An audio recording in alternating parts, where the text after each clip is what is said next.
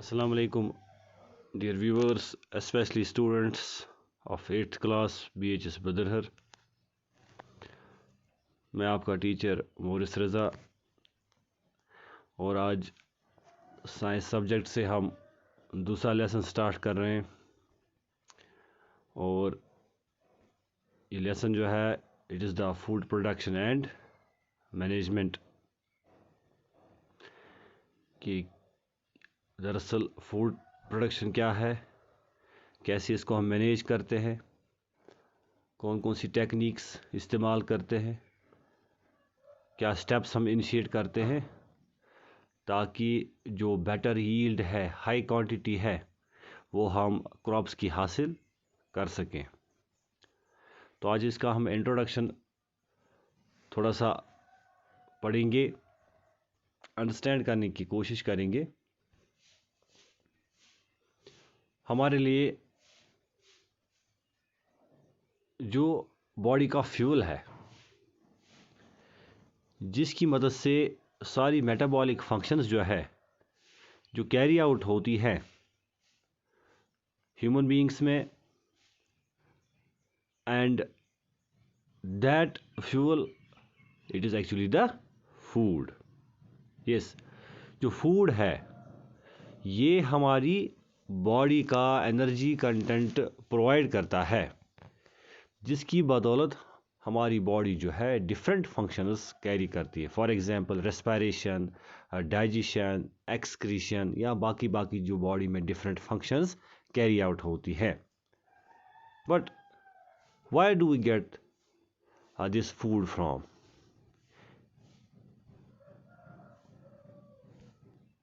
From cereals, from pulses, from vegetables, from fruits, from plants, from animals, their products, directly or indirectly. लेकिन ये सारे कहाँ पर available है? These are all grown on the earth.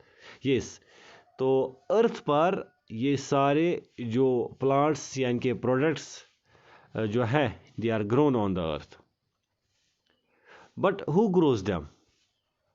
A special class of human beings which are called farmers.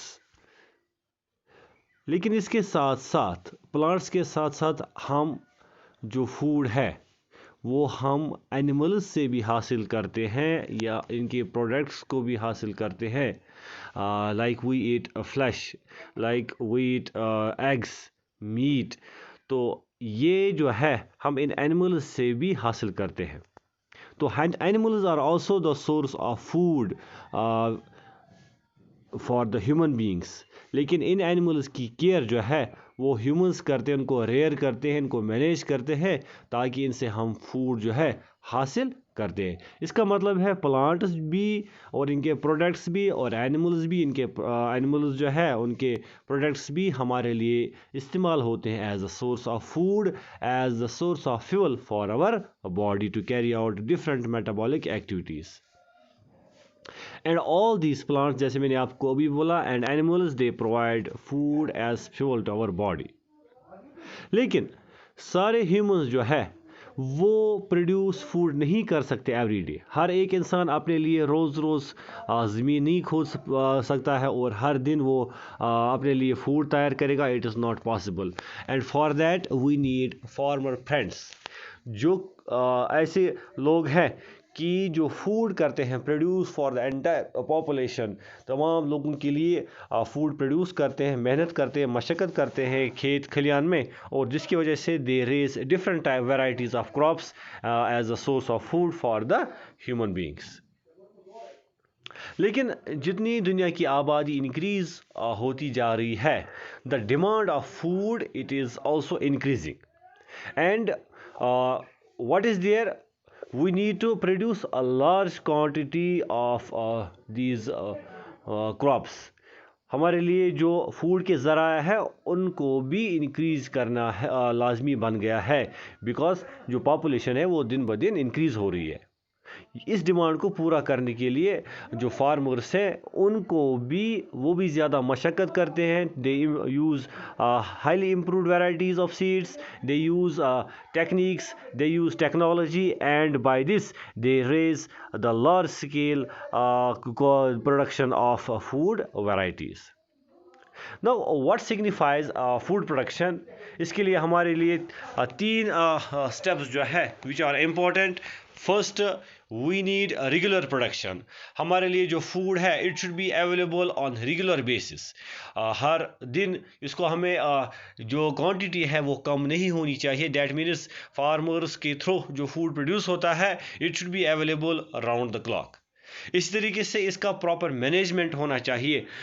ये इसके लिए एक ख़ास निज़ामत होनी चाहिए जिसके अंडर इसको अच्छे से स्टोर किया जाए, इसको अच्छे से देख रेख में रखा जाए ताकि इसको अवेलेबल हर जगह किया जाए. And there should be fair distribution among people कि जहाँ जहाँ जिस जगह हर जगह वैसे फूड की ज़रूरत है, हर एक इंसान के पास फूड जो है वो अवेलेबल ईज़िली होना चाहिए. हर एक इंसान के पास फूड जो है वो रीच आउट होना चाहिए the different varieties of crops. इस तरीके से जो है जो फूड है वो हर एक ह्यूमन बीइंग के पास पहुँचेगा and the demand of food will be met. Now, this existence of food production, what happened? It led to the field of science and which is called actually agriculture. जैसा हमने पढ़ा भी है, जो man था अर्ली टाइम से he was nomadic. वो एक जगह से दूसरी जगह घूमता फिरता था और उस टाइम वो खाता था फ्रूट्स, रूट्स और बाकी डिमांड जो है वो फूड की करता था पूरी थ्रू हंटिंग. लेकिन eventually what happened, a man learned cultivation of plants by observing nature. And इसकी वजह से जो है एग्रीकल्चर की बुनियाद पड़ गई और इंसान ने ये सीखा कि कैसे ज़मीन में हम जो सीड्स हैं उनको सो कर सकते हैं और वहाँ से हम कैसे क्रॉप्स को रेज कर सकते हैं. और इसकी वजह से एक सेटलमेंट सामने आ गई और इंसान जो है एक परमानेंट एरिया पर रहने लगा और वहाँ पर उसने लैंड को कल्टिवेट करना सीखा ताकि he was able to raise the crops. और इसको ज़्यादा टाइम नहीं हुआ, 7,000 to 13,000 ईयर्स अगो इस दौरान इस टाइम गैप में एग्रीकल्चर की अच्छी बुनियाद जो है वो सामने आ गई. नो एग्रीकल्चर जो है इसको हम डिफाइन करते हैं अ study of science which aimed out of production of plants and animals जो कि इंसान के लिए ज़रूरी है. ऐसे प्लांट्स और एनिमल्स जो कि इंसान के लिए ज़रूरी है और जो इंसान को फूड प्रोवाइड करे. और तो इसमें जो है लैंड की प्रिपरेशन की सामने आती है जिस पर क्रॉप्स आर ग्रोन. और इसी तरीके से जो एनिमल्स हैं जिनको अपने लिए पाला जाता है उनकी देख रेख, उनकी ब्रीडिंग, तो दोनों सेगमेंट्स इसमें इंक्लूड होते हैं, plants as well as the animals. So agriculture, it is defined as the study of science which aimed out of production of plants and animals which are useful to man.